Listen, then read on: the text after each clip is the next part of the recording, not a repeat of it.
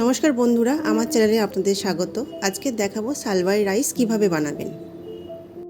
প্রথমে 500 গ্রাম বাসমতি চাল নিয়ে চালটাকে ধুয়ে পরিষ্কার করে 30 মিনিটের জন্য ভিজিয়ে রেখেছি। এবারে এই 500 গ্রাম চাল থেকে 250 গ্রাম চাল তুলে নিয়ে আমি সিদ্ধ করে নেব। ভাত করতে আপনারা সবাই জানেন, তবুও একবার বলে রাখি যে একটা ডেকচিতে পরিমাণ মতো জল দিয়ে জল ফুটলে 1 চামচ লবণ মিশিয়ে চালটাকে 20 মিনিট রাখলেই ভাত হয়ে যাবে। এবারে ভাতটাকে জল ঝরিয়ে ফ্যানের নিচে ঝরঝরে করার জন্য রেখে দেব।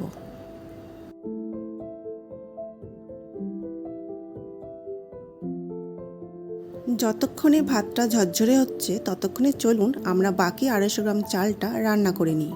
একই পদ্ধতি, শুধু লবণ দেওয়ার পর জাফরান মেশানো জল মিশিয়ে ভাতটাকে তৈরি করে নিতে হবে।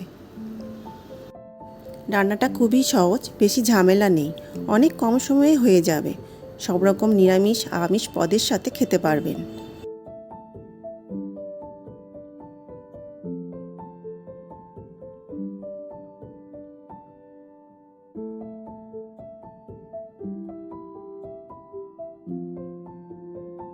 ভাত হয়ে গেলে একটা ননস্টিক কড়াইতে দিয়ে দেব 1 চামচ ঘি, 2 চামচ রিফাইন্ড অয়েল, গোটা গরম মশলা,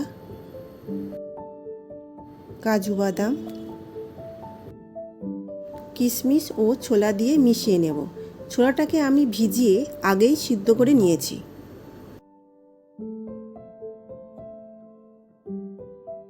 এবারে দিয়ে দেব 1 চামচ আদা গুঁড়ো, হাফ চামচ লবণ, 1 চামচ চিনি দিয়ে মিশিয়ে দুরকম ভাত লেয়ার বাই লেয়ার দিয়ে মিক্স করে নিয়ে লো ফ্লেমে 2 মিনিট রাখলেই তৈরি সালবারি রাইস।